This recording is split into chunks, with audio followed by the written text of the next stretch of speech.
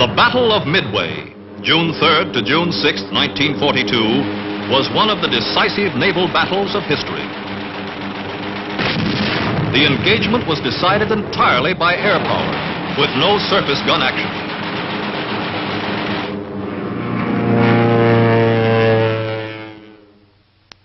At Midway, the Japanese repeated the pattern of the Coral Sea 1 month before. They approached in widely separated groups, seeking to draw out the American forces, and included a secondary operation, the Aleutians. The Doolittle raid on Tokyo of April 18, 1942, strongly influenced Japanese plans. The Japanese High Command accelerated their advance into the Solomons and New Guinea. Further advances were planned to include New Caledonia, the Fiji Islands, and Samoa. These to be followed by the capture of the strategic island of Midway and the occupation of the Aleutians. Many of these objectives had been set forth in previous plans.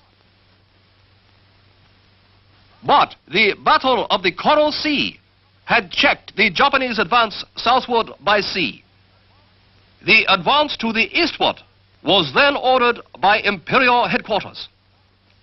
Thus, the lines of American communication would be cut, the areas west of Pearl Harbor would be denied, the balance of naval power in the Pacific would be upset. The Japanese Commander-in-Chief Combined Fleet felt that as a result of Pearl Harbor, the American fleet was temporarily inferior. But the American industrial potential made a fleet action imperative on the part of Japan. The approaches to Japan must be strengthened. By departing from their established naval policy of holding their fleet in Japanese-controlled waters and threatening something the Americans prized, the Americans might then feel compelled to commit their weaker forces and thus be brought to a vulnerable position. Thus, he hoped to bring off a decisive battle near Midway. Preceding the Midway attack by 1 day, there was to be reconnaissance in force against Dutch Harbor, which was to be struck a paralyzing blow to cover the seizure of Edak, Kiska, and Attu. This move would act as a diversion to Midway. Kiska and Midway could be used as bases for barrier patrols to detect any surprise penetration toward the heart of the empire. The Japanese commander believed that there would not be any powerful American units with carriers near Midway. He believed that the Americans patrolled daily west and south of Midway at a radius of 500 miles, but were not as vigilant in the northern area. He estimated the defenses of Midway to be strong and that submarines operated in the area. That Midway had 2 squadrons of flying reconnaissance boats, 1 squadron of Army bombers, 1 squadron of fighters, and that this air strength could be doubled in an emergency. This was an excellent estimate.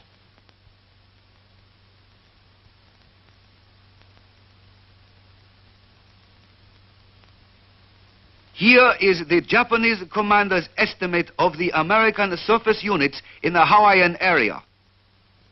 He estimated 2 to 3 carriers. Actually, there were 3. He also estimated 2 to 3 special carriers and 2 battleships, but there were none in the Hawaiian area. He estimated 4 to 5 heavy cruisers, when actually there were 7.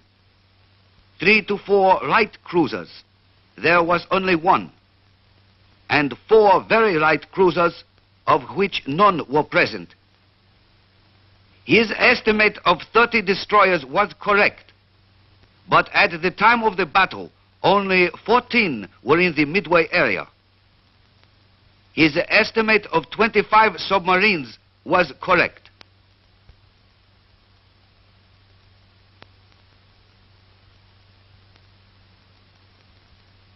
The Japanese commander of the Aleutian forces believed that at Dutch Harbor there were considerable military installations and patrol craft, but he felt it could be captured easily.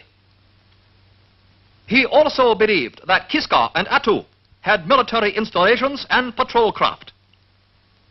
He estimated that normally there were 20 patrol planes and 10 fighters at Dutch Harbor, that 2 squadrons of patrol planes were in Kodiak and 1 squadron at Sitka.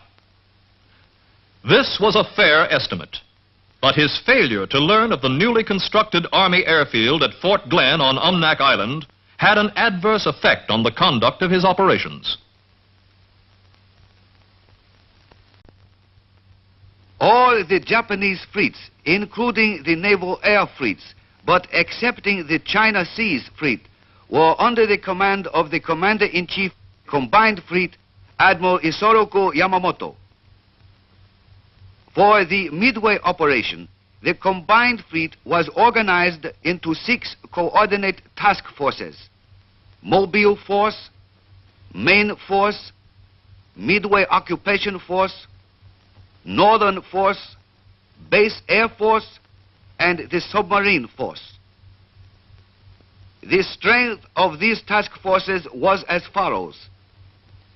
The Mobile Force consisted of 4 first-line carriers: the Kaga, Akagi, Soryu, and Hiryu, carrying a total of 234 aircraft. These were screened by 2 battleships, the Haruna and Kirishima. These ships possessed high speed and light armor. 2 heavy cruisers, the Tone and the Chikuma. 1 light cruiser, the Nagara, and 12 destroyers. The force was self-supporting and accompanied by its own surprise ships. This powerful offensive weapon was designed to meet any American threat.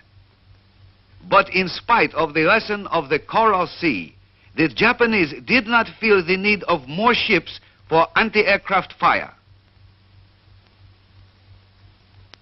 The main force was composed of 1 aircraft carrier, the Zuiho, 7 battleships, the Nagato, the Mutsu, the Ise, the 65,000-ton Yamato, the Hyuga, the Fuso, and the Yamashiro. 3 light cruisers, the Kitagami, the Oi, and the Sendai. 15 destroyers, and 4 supply ships. This powerful surface force should have been able to defeat the Americans if it had moved against them. The Midway Occupation Force consisted of 5 groups. The 2nd Fleet Group, 2 battleships, the Kongo and the Hiei. 4 heavy cruisers, the Atago, Chokai, Haguro, and Miyoko. 1 light cruiser, the Yuri, 7 destroyers, and 3 supply ships. The transport group totaled 13 transports and supply ships, and a close screen with the light cruiser Jinsu, 11 destroyers, and 3 patrol boats. The close support group, 4 heavy cruisers, the Kumano, Suzuya, Mogami, and Mikuma, screened by 4 destroyers. The seaplane tender group and the minesweeper group. The northern force, designed to capture certain Aleutian islands, was composed of 3 groups. The 2nd Mobile Task Group, the carrier Ryujo and the carrier Junyo. 2 heavy cruisers, the Takao and the Maya. 3 destroyers and an oiler. The Kiska occupation group. 2 light cruisers, the Kiso and the Tama. 5 destroyers. 2 auxiliary cruisers. 2 transports. 3 gunboats. And 8 subchasers. The Adak Atu occupation group. A light cruiser, the Abukuma. 5 destroyers. A transport. A mine rayer. And 1 auxiliary seaplane carrier. The Japanese forces proceeded toward their destination more or less independently. The Mobile force left Hiroshima Bay May 26. At a point 450 miles southeast of Tokyo, it rendezvoused with its supply units.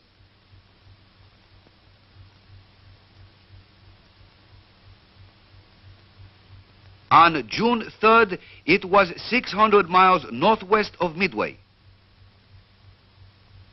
The main force also departed Hiroshima Bay May 26th.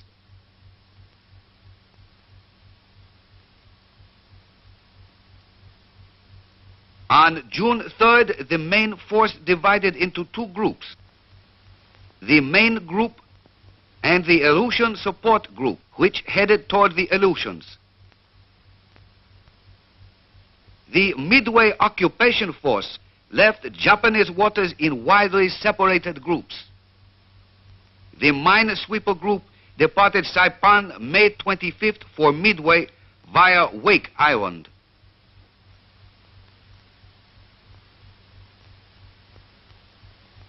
The transport group, the seaplane tender group, and the coast support group left Saipan May 27th and 28th.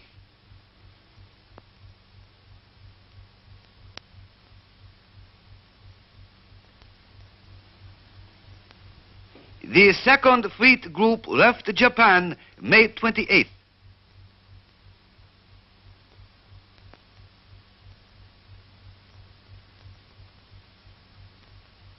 This group took position on the left flank of the transport group, seldom closer than 50 miles. The northern force left Japanese waters in 3 separate groups. The Second Mobile Task Group left Honshu Bay May 25th and headed for a point 400 miles from Dutch Harbor.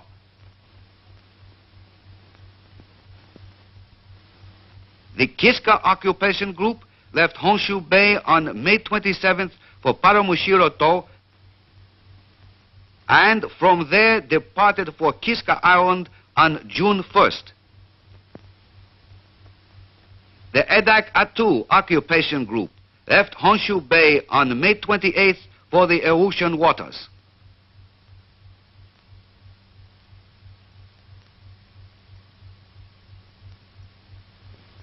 These were the positions of the Japanese forces at 0900 June 3rd. These were the American forces in that area at that time. Throughout this film, the movements of the Japanese forces will be shown in black, the American forces in white. The broad Japanese plan for the Midway operation appears sound, but the wide deployment of the principal forces does not appear sound. The main force could not support the mobile or the occupation force unless they retired upon the main force, which was 600 miles to the westward of the mobile force and an equal distance to the northwestward of the occupation force.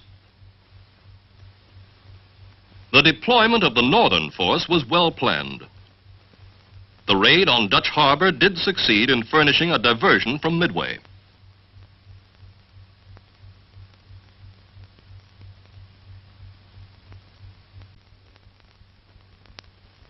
Admiral Chester W. Nimitz, Commander-in-Chief, U.S. Pacific Fleet, CINCPAC, was directed on April 3rd to assume command of all the armed forces in the Pacific Ocean area. Early in May, intelligence reached CINCPAC that caused him to believe the Japanese planned an invasion thrust at Midway and the Aleutians early in June. This information was remarkably complete. SINCPAC not only considered that he knew of the projected operations, but also he had quite comprehensive information of the strength of Japanese forces involved, their general direction of approach, and the approximate date on which each phase of the operation was to be launched. From this information, SINCPAC was able to make this estimate of the Japanese combatant ships to be used in the Midway action. Let us compare this estimate with the number of Japanese ships that were actually present. The estimate of carriers, heavy cruisers, and submarines was reasonably correct. But his estimate of the number of Japanese battleships, light cruisers, and destroyers was seriously in error.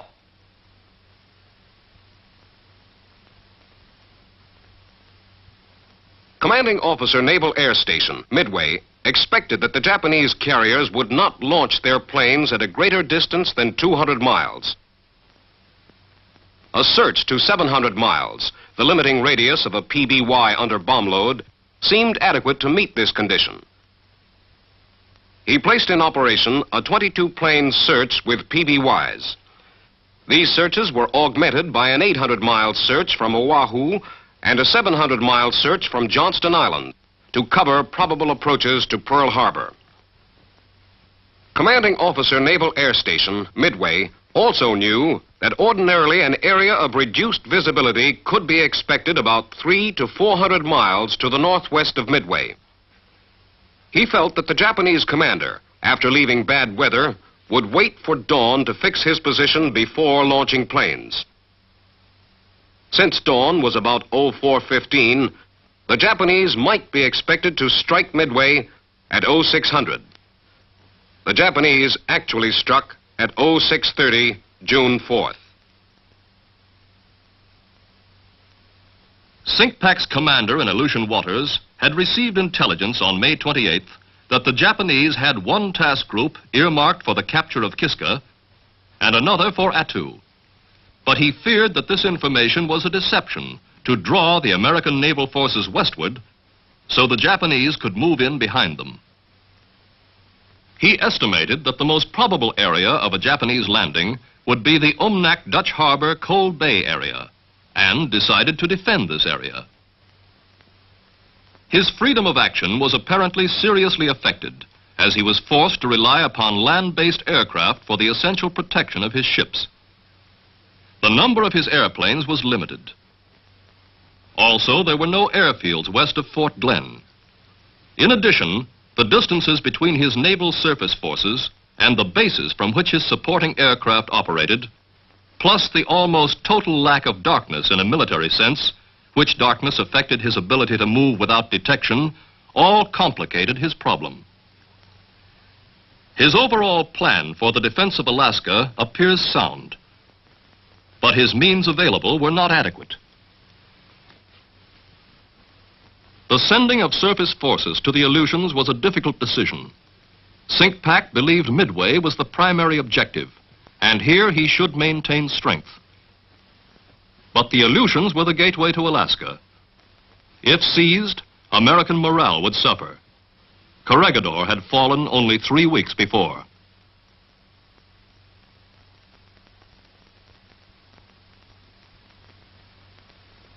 On May 12th, Commander-in-Chief U.S. Fleet, Cominch, and Chief of Staff, U.S. Army, informed all subordinates that area boundaries should in no way restrict operations aiding the common cause.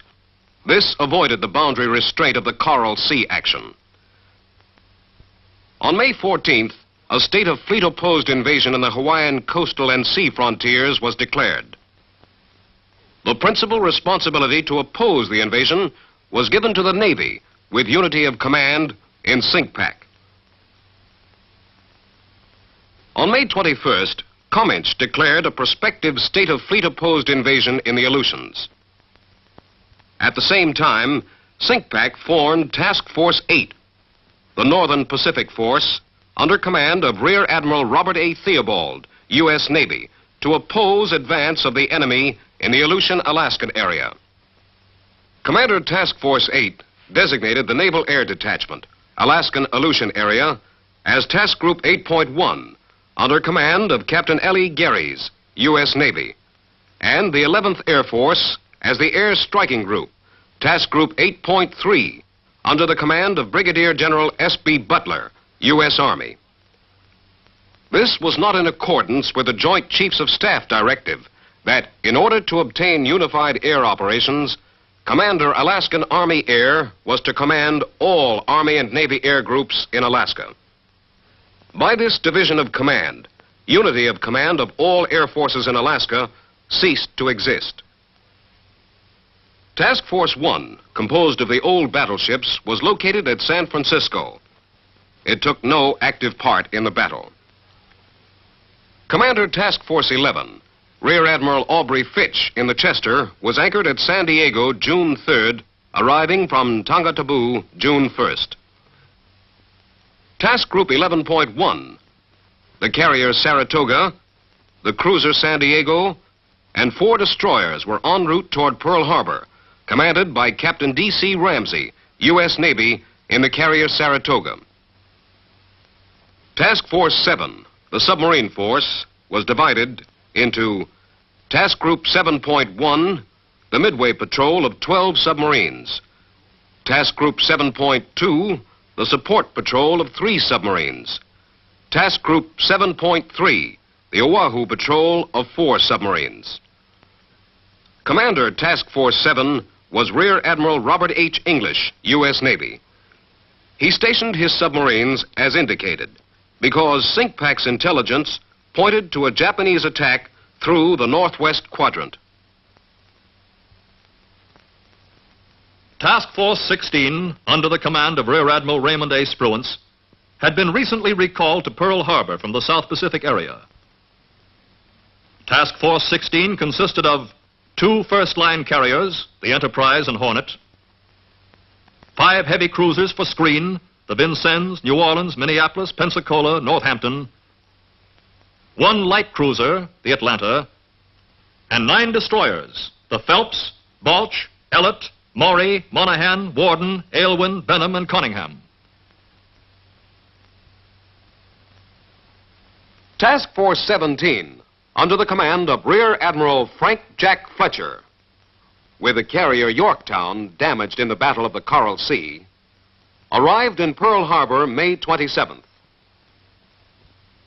The rapidity of emergency repairs allowed Task Force 17 to sortie 3 days later.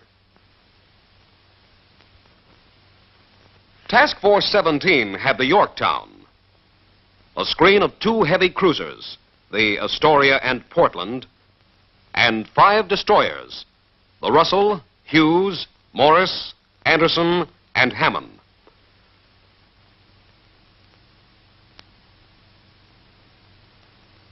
Task Force 16 sortied from Pearl Harbor May 28th. Task Force 17 sortied May 30th. Task Force 17 rendezvoused with Task Force 16 June 2nd. On June 3rd, they were 320 miles from Midway. The 2 task forces operated independently.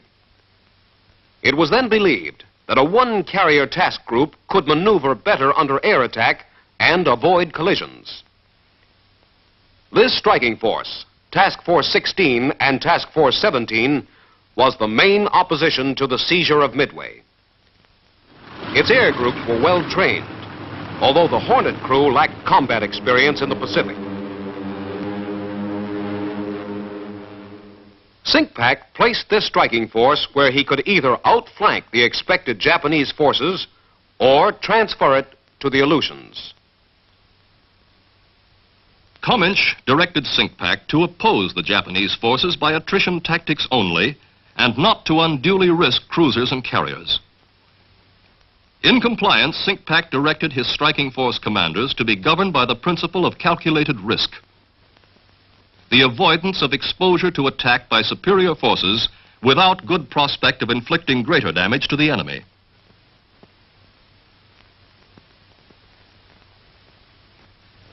This completes the background for the actions at Midway and in the Aleutians.